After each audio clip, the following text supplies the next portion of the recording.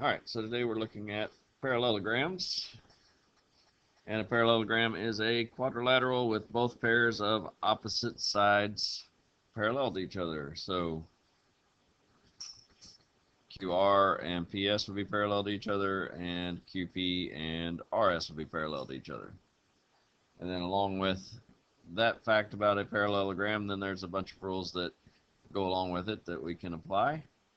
Theorem 6.2 says if a quadrilateral is a parallelogram, then its opposite sides are congruent. So not only are they parallel, but they're congruent to each other. So QP is congruent to RS, and QR is congruent to PS. And then theorem 6.3 deals with angles. And if a quadrilateral is a parallelogram, then its opposite angles are congruent. So P and R, being opposite of each other or on the diagonal from each other, are going to be congruent to each other. Q and S will be congruent to each other. Theorem 6.4, if a quadrilateral is a parallelogram, then its consecutive angles are supplementary. And consecutive means one right after the other. So if we're going around the figure, then angle Q and angle R would be supplementary, meaning that they do what? Anybody? Supplementary? All right, so supplementary means that they add up to 180 degrees. Right? One of the basic rules for geometry, add up to 180. So the measure of angle Q plus the measure of angle R would be 180. The measure of angle R plus the measure of angle S would be 180. Angle S plus angle P is going to be 180, and angle P plus angle Q will be 180. Right. And then also, theorem 6.5, if a quadrilateral is a parallelogram, then its diagonals bisect each other. And bisecting means what?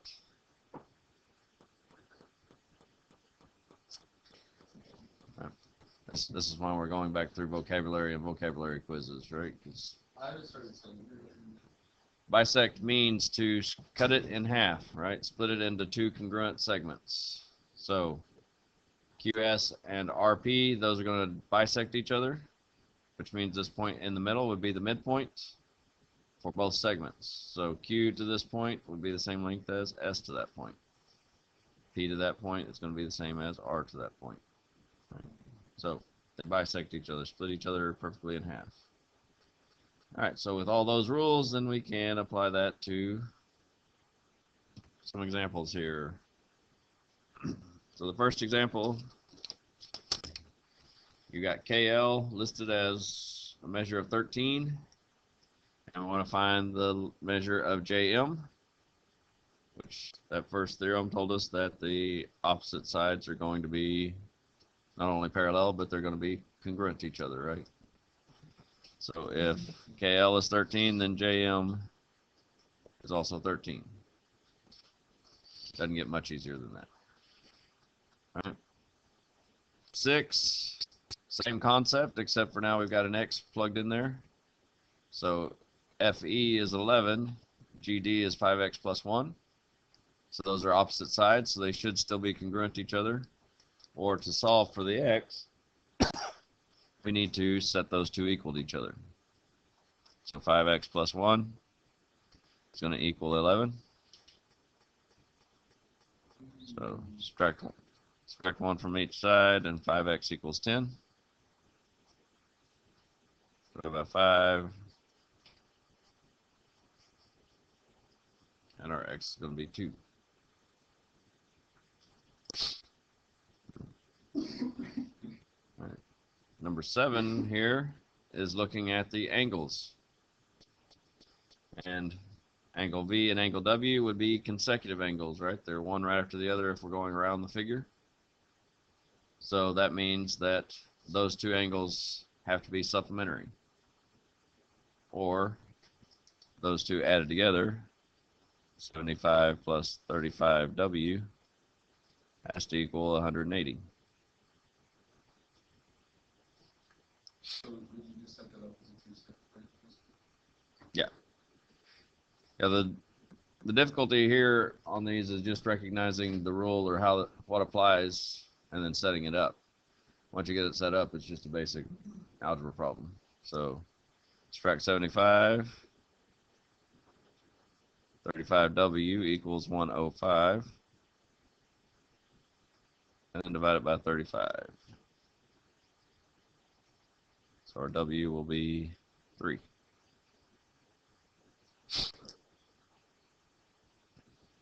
So that's consecutive angles.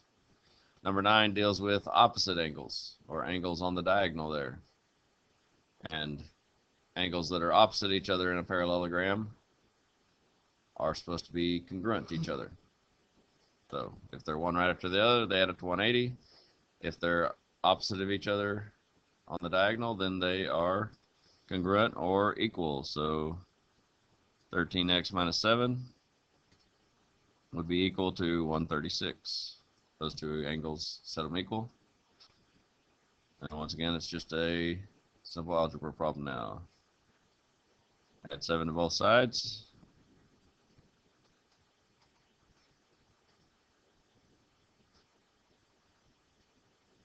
So 13x equals 143. Divide by the 13. And our x is 11. All right, so 11 here says that DL from D to L is 8. And we want to know the length of D to F. So this is where theorem 6.5 comes in, which says that the diagonals bisect each other. So that means that EC is bisecting DF, or cutting it in half.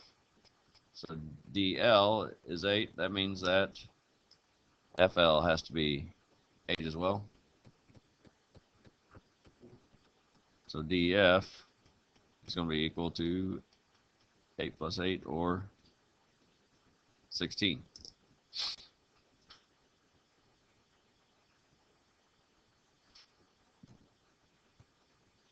All right, so 13.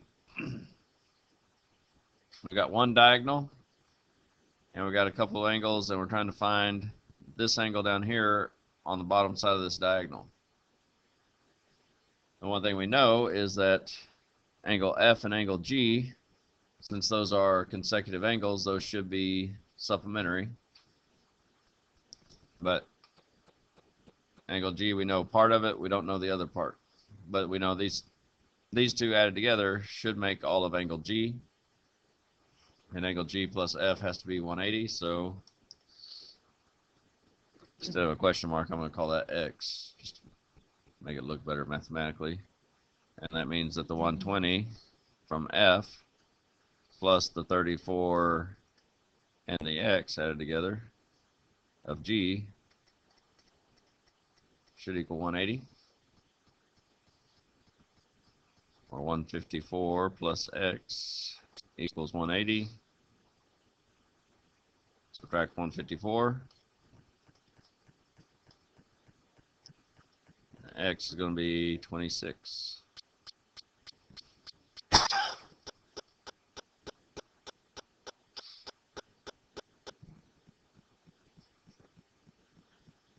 All right, then 17 and 19 are just applying things that we've already applied, except for now instead of just solving for X, they want us to figure out what the length of the side or the measure of the angle is after we figure out the variable.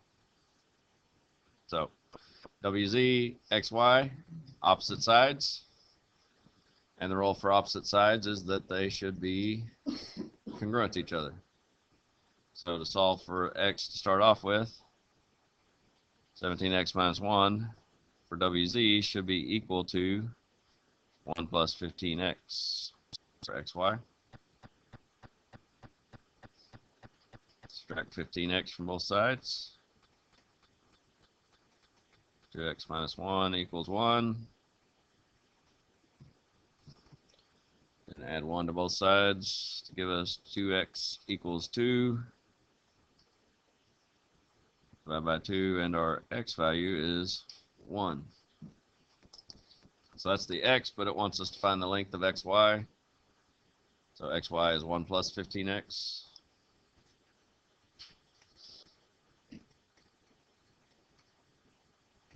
Which would be 1 plus 15 times 1 if we replace the x with 1. 1 plus 15, or xy equals 16.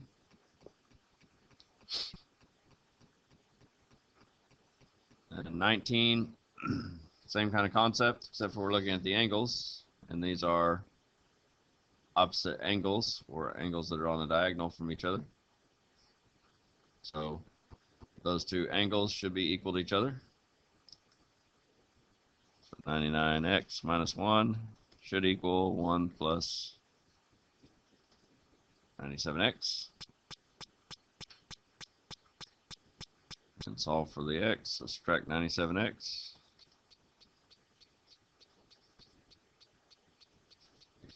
Two x minus 1 equals 1. Add 1. 2x equals 1, or 2x equals 2, sorry. And divide by 2 on both sides. So our x value is 1. And for the measure of angle x, 1 plus 97 times x, which is 1 plus 97 times 1, or 1 plus 97. So the measure of angle x is 88 degrees.